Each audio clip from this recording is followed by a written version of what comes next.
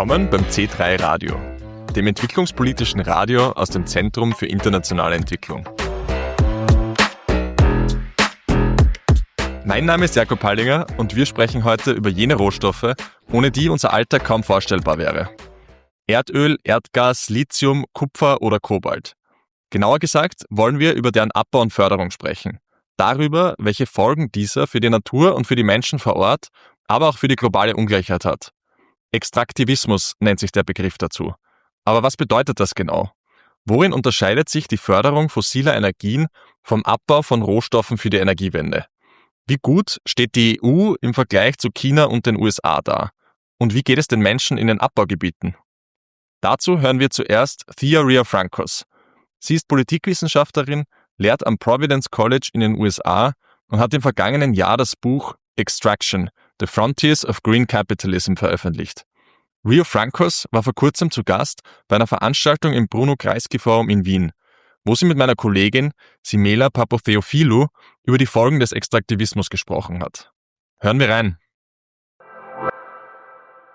Extractivism says something specific. It's not any mining or all use of nature. It's not like a transhistoric concept that is about any time a human takes something from a forest. That's not what it is. What it is more specific, the past 500-600 years, where we have capitalism, this economic system of private property, and we know what capitalism is, and expansion, and corporations. And so we have capitalism, and then we have resource extraction, the appropriation of something from nature. And it's about how those combine initially in like a colonial setting, imperial setting, and then neo-colonial, or we can just say unequal kind of world system.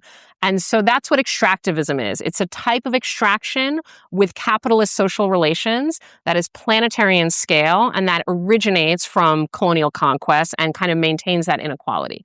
Almost everything I said applies today, right? Whether the extraction is lithium or whether it's copper, whether it's oil or whether it's cobalt, like whatever the resource is and whatever it's being used for, those basic histories still shape extraction today. A lot of the extraction is happening in former colonies. And not to say they are still colonies, but those places are still very shaped by their colonial history. And the inequalities, for example, who bears the burden of ecological harm related to mining? Long history shapes the present. But what's new? The rise of China as a major actor, as a consumer and importer of raw materials, as also an internal developer of them. So just to put it in numbers, China's like the fourth largest lithium mining country of their own lithium mines and the top lithium importer. So it produces its own lithium and it imports the most lithium in the world. And then we can ask, is China a new imperial power? Sometimes it can feel that way in the global south. Or is it act differently? The answer to that is also somewhat yes. It's not exactly copying American hegemony or imperialism from Europe, but they are an actor that has developed these supply chains in ways that are world historically unprecedented. Just the amount of industrial activity in these supply chains, the sheer provision of new energy through the production of solar panels and their export, the cheapening of that. And again, we can get into what makes it cheap and the exploitation of labor, and we could have that conversation. But regardless, they've made solar panels so cheap that now households in Pakistan can just afford to buy them themselves and put them on their roof and get out of the really insecure energy grid in Pakistan, just as one example. So China is on the table. It has shaped and created these supply chains in many ways. So I view it as tragic, though I can understand why objectively, but I still see it as unfortunate that the European Union, and much more so the United States, has taken a position of antagonism towards that fact, almost of personal offense. How is a country that was supposed to be down there, a poor country, also a country that is communist, therefore not supposed to be successful economically, how did they start to threaten us at the most cutting-edge technological frontiers of the 21st century global economy? Because there is the opportunity, and German automakers are doing this in Hungary with Chinese battery plants. And not to glorify anything happening there, which is a site of a lot of problems and authoritarianism, but just to say it is economically and diplomatically feasible to collaborate. And I think with these technologies, they're changing so rapidly, the chemistry, the batteries, the engineering, that if you don't have cooperation between scientists, you quickly are really behind, many steps behind. There is increasingly also this use of the argument that the countries in the global south struggle to regulate the mining sector, and we here have very good regulations concerning social standards, concerning environmental standards, human rights, and so on. So it'd be much better to bring mining here. What do you make of that argument? It's very interesting because it sort of ignores, well, why is there such weak regulatory capacity in the global south? Like, might it have anything to do with like the long history of colonialism and states that were made in certain ways and not changed very much after independence? And then also the lobbying activity, which you can get quite a bit of data on, the lobbying activity of multinational mining companies in the host countries. We first have to ask, why does regulatory weakness exist in the first place? Because it's not that the only solution is to move mining elsewhere. We can also think about what are processes, political, diplomatic, multilateral, that could shore up more regulatory capacity in the global south, since there will be mining there. It's not a sufficient answer to say, well, we'll have a few mines in Europe, because the vast majority of mining, even under whatever forecast, will still happen in the global south. Is it more just to mine in the global north, closer to where a lot of the consumption takes place, so that we can also understand the environmental impacts and not like put them in other people or kind of like outsource them elsewhere? And I think there's a logic to this. I don't think it's stupid or wrong. And there are environmentalists that support this idea that we should have more regional supply chains for a variety of reasons, including that we will see the ecological harms and manage them because they affect us more directly. So I think it's worth thinking about. There are a couple of just small problems with this argument that need to be addressed if Europe, the companies and the governments want to really use this discourse. One is that it turns out that in Europe, there isn't very good mining regulation. It's starting to be developed, but actually Europe has a very small mining sector outside of coal in Eastern Europe, let's say, which is also maybe not the best example of a perfect mining sector. But that aside, when you don't have mining in a place, you don't have up-to-date legal codes for it. Europe is not one person, let alone one country, let alone one social class. There are many Europes within Europe, just like in the United States. We have class divisions, racial divisions, etc., hierarchies. Who is being affected by this mining specifically? Where is it happening? What type of communities? And is that really very different always than it being further away? Because some of the communities are also quite marginalized where mining is being proposed, for sure in the United States. And so I think it doesn't solve the ethical issue fully to move mining closer to home. It partly might, but not entirely. Regardless of where the mining takes place, the discourse always is that it takes place for the energy transition. So my slightly provocative question is, are we having an energy transition or are we having an energy expansion? Yes, is the answer to your question. I want to address the first part too, though, because that's very smart. It's always said, the reason that this lithium or cobalt is so necessary is the energy transition. Also, that gives it a green hue, it's going to a good purpose. Even if, mining's not the prettiest sector, if it's entering into a positive green technology, then it absolves the whole sector. But then, you look at specific supply chains and that can often be very misleading. With lithium, that's the case. Most lithium goes to electric vehicle batteries. That's true. However, let's go to nickel. In Indonesia, a major producer, the world's largest single nickel producer, I think it's 20% of Indonesian nickel goes to batteries. The energy transition might only be a small part, and then the industry uses it to justify the whole thing. So that's one thing to keep in mind. But the other is energy addition, energy expansion, all of the above is more what's happening with the energy kind of matrix than a clear, unilinear kind of directional transition. For sure, we have more fossil fuels than ever before. I mean, it's crazy to say this, but it's just true. More emissions from fossil fuels than every year is a record. We also have had record-breaking profit years in 2022, 23, and this year. Every time there's an oil crisis, it's the best time for the oil industry. So they're extremely profitable. They're extremely entrenched, and the trillions of dollars of global finance is linked to fossil fuel companies. So it's a very big industry that shows no signs of diminishing in its size, which then it becomes very problematic. I think even climate activists, and I include myself here, we have to talk more about the fossil fuel industry as like a major culprit, both in producing all this dirty energy, but also restraining our political systems from actually dealing with the real climate action. Wie sehr sind lokale Bevölkerungsgruppen im globalen Süden von der Förderung von Öl, Gas und anderen Rohstoffen betroffen? Nicholas Omonuk hat die Auswirkungen des Extraktivismus hautnah erlebt. In seinem Heimatland Uganda arbeitet die Regierung gemeinsam mit dem französischen Energieunternehmen Total Energies an der East African Crude Oil Pipeline, EACOP, die Erdöl über mehr als 1400 Kilometer von Uganda bis nach Tansania transportieren soll. Im Gespräch erzählt Omonuk, welche Probleme mit dem Projekt verbunden sind und was er mit seiner Bewegung End Fossil, Occupy Uganda dagegen tun will. You grew up in eastern Uganda. Yeah. How has fossil fuel extraction or climate change affected, your childhood or maybe your adulthood there?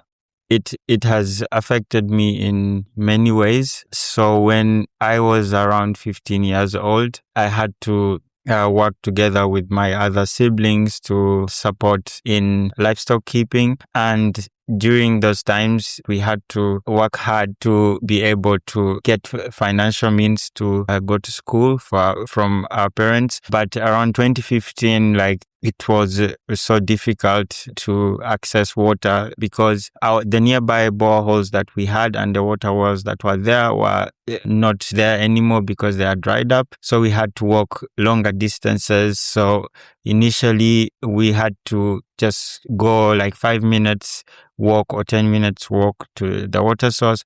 But this time we had to take almost the whole day because we had to walk more than 5 kilometers now away. And where we would get the water sources, you would find everyone, many people from the community are gathered there. And then most of the times the livestock would not be able to get enough water and access enough water. So the livestock were not healthy. Some of them were malnutritioned. So my dad could not really sell them to get enough income. Instead of studying the holiday, I had to work harder to support the family. But there are also many communities within my region in Palisa who did not have alternatives. So most of them just had to sell everything. And then by that time, a family that would have maybe 100 livestock, that's sheep, goats and cows, would now have about 10. So it kept getting worse and worse. You then started to protest also against fossil fuel extraction. How did that whole activism start? When I reached university, I was among kind of the students that were selected to do the scholarship because I performed quite well during that time. When I was at the university, I realized the privilege that I had because most of the students around who I was studying with, they could not relate to what I went through. They could not relate to what many communities from my region go through. I felt like my region is underrepresented and I have to start to speak up for them. And then starting on campaigning against fossil fuels, I started campaigning more for reparations. But then I realized that we cannot campaign for reparations without addressing the root causes. And the root causes were linked, of course, mostly to fossil fuel extraction, to the patterns of extractivism, and many other things which I got to find out along the way. And realizing that the EACOP pipeline was located in also a marginalized community. For the government in Uganda, this is a project that should bring economic development, new infrastructure, new jobs. What are the problems you see with that project? I'm scared about so many problems, which include the oil spills. The fact that this pipeline is heated. It's a heated pipeline that is running 1,433 kilometers to Tanga Port in Tanzania. It is a big risk given the fact that there's a rise in climate disasters, rising temperatures that are also coming up.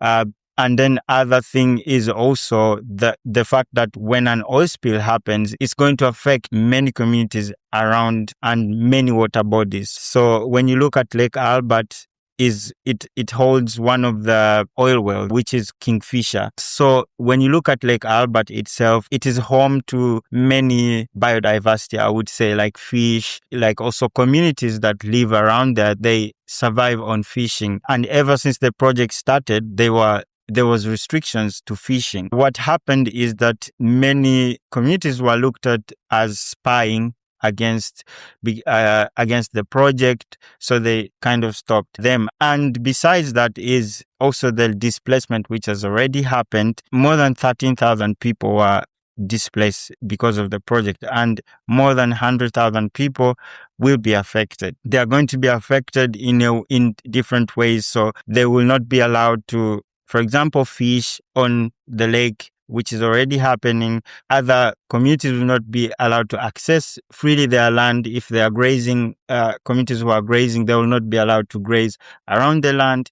And then coming to the other economic impact that is going to come is also coming from the fact that majority of the shares from the project itself is not owned by Uganda. So generally, the oil is there and everything is there, but it's not owned by Uganda itself. It's owned by foreign companies, mostly who own the big shares. Then going to the other future impacts that are going to happen is it will increase the dependency on fossil fuels, which is going to accelerate extreme weather events. This goes back to who is affected. It's more people who are majority, people who are less privileged, people who kind of have no choice. So more you see how it affects still marginalized communities in many ways, economically.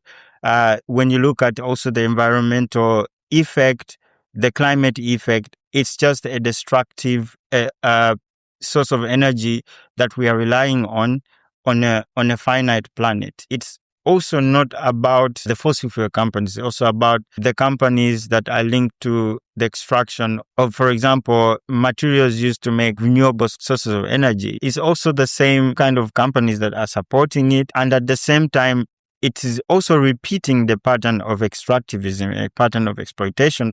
If you are part of a developed economy, you really have to understand that to some extent, you could be part of the problem and you could be part of it not knowing. And the fact is that it's always better to try and put an effort to understand where you invest your money, where you store your money, and how this money links to any form of injustice. You also fight, for a just transition away from fossil fuels. How could that actually look like in Uganda, for example? The concept about just transition is to kind of leapfrog. So to allow communities in the global south to not go through the same mistakes that, let me say, the developed nations made in terms of like the Industrial Revolution coming to the other revolutions that came about later on.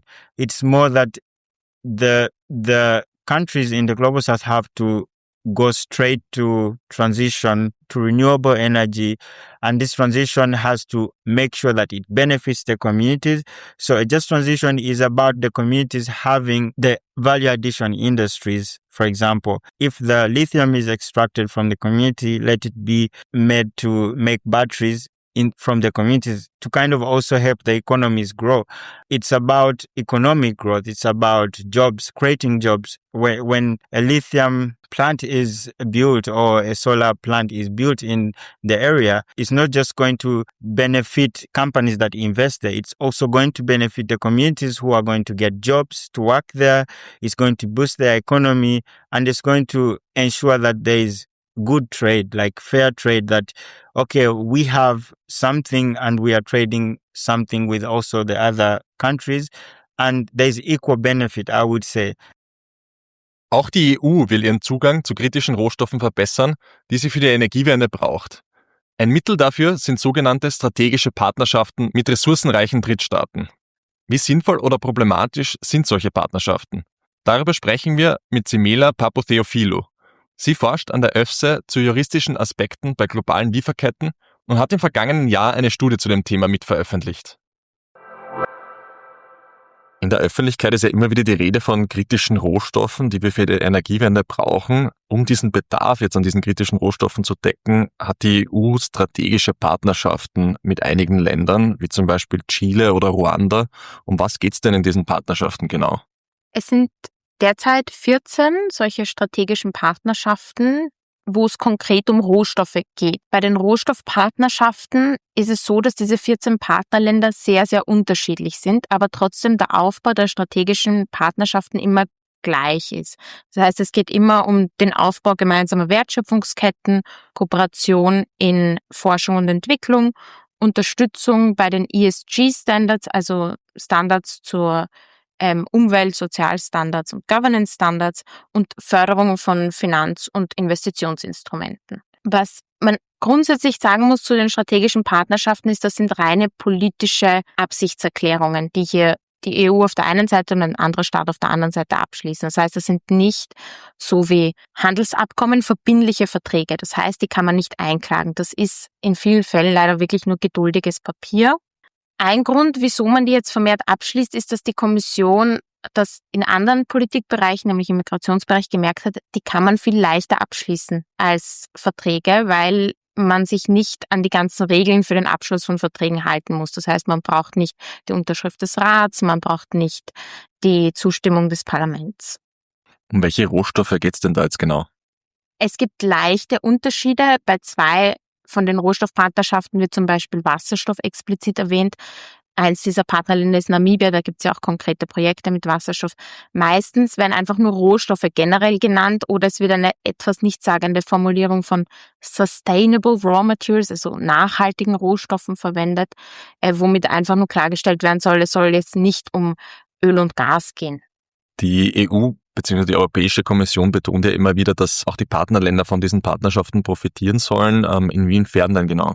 Das klingt vielleicht etwas zynisch, aber bisher profitieren beide Partner eher davon, dass sie sich halt beide beim Abschluss dieser Memoranda of Understanding profilieren können, im Sinne von, dass sie sich darstellen. Die EU stellt sich dann dar und sagt, schaut, wir sind noch nicht ganz weg vom Fenster, wir spielen immer noch mit bei Rohstoffen, es geht nicht nur um China. Und das Partnerland, je nachdem, was für ein Land das ist, stellt sich halt dann dar und sagt, entweder wir kooperieren auch aktiv mit anderen, nicht nur mit China, oder es sagt, schaut mal her, wir haben ganz tolle schlummernde Bodenschätze, wo sich Investitionen lohnen würden. Viele dieser Partnerländer sind Länder, die sehr stark versuchen, Investitionen im Rohstoffbereich anzulocken. Wir haben jetzt viel über Extraktivismus gesprochen. Wie sehr besteht da die Gefahr, dass auch die EU so diese alten extraktiven Muster wiederholt? Derzeit hat die EU im Bereich des Rohstoffabbaus tatsächlich eine eher marginale Rolle.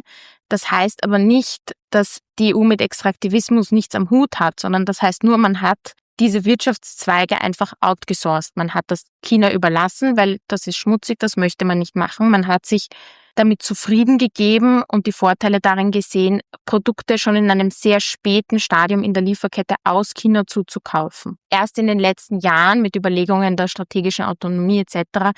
ist das mehr als Problem aufgefasst worden. Das heißt, Europa versucht jetzt schon wieder Extraktivismus in Drittstaaten, auch in Afrika, zu intensivieren und das sozusagen wieder selber in die Hand zu nehmen. Was ich sehe bei den strategischen Partnerschaften ist nicht so sehr ein Risiko, dass es direkt zu mehr Extraktivismus führt, sondern mehr, dass diese Partnerschaften eben nur geduldiges Papier sind und tatsächlichem Extraktivismus nicht viel entgegensetzen können. Es ist nämlich so, dass die strategischen Partnerschaften nicht das einzige Instrument sind, auf das die EU setzt in ihrer Rohstoffdiplomatie, sondern es gibt daneben noch viele Freihandelsabkommen, die teilweise auch eigene Rohstoffkapitel haben, wo Partnerländern vorgeschrieben wird, was sie alles nicht dürfen, um ihre Rohstoffe besser verwerten zu können, bevor sie exportieren. Und das ist ein wirklich extraktives Problem. Und wie müsste denn die Zusammenarbeit ausschauen, damit beide Länder, auch die Partnerländer, profitieren? Konkret wird wirklich helfen, wenn man Bedingungen lokaler Wertschöpfung an Finanzierungszusagen knüpft.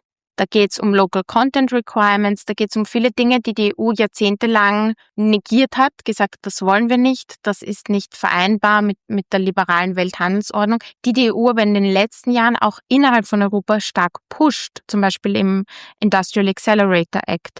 Und gleichzeitig geht es nicht nur eben darum zu sagen, wie kann man diese strategischen Partnerschaften besser ausgestalten, sondern die sind, wie gesagt, nicht einklagbar, sondern es geht ganz viel darum zu sagen, was sollte man sonst unterlassen. Man sollte zum Beispiel ganz stark unterlassen, ständig darauf zu pochen, dass diese Länder ja keine Ausfuhrsteuern auf unverarbeitete Rohstoffe zum Beispiel implementieren dürfen.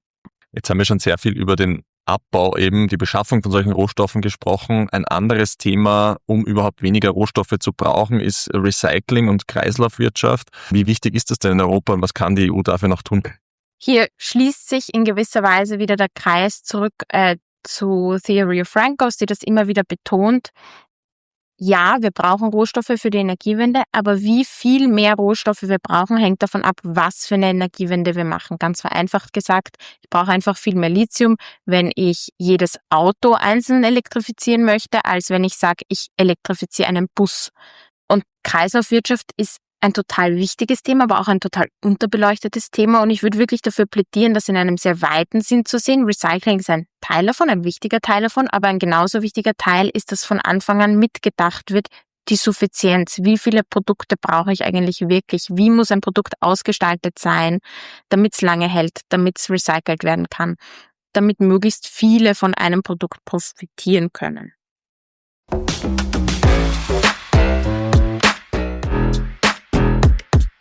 Ich hoffe, dass euch der Beitrag heute gefallen hat. Das war das C3-Radio, das entwicklungspolitische Radio. Aktuelles aus dem Bereich der internationalen Entwicklung.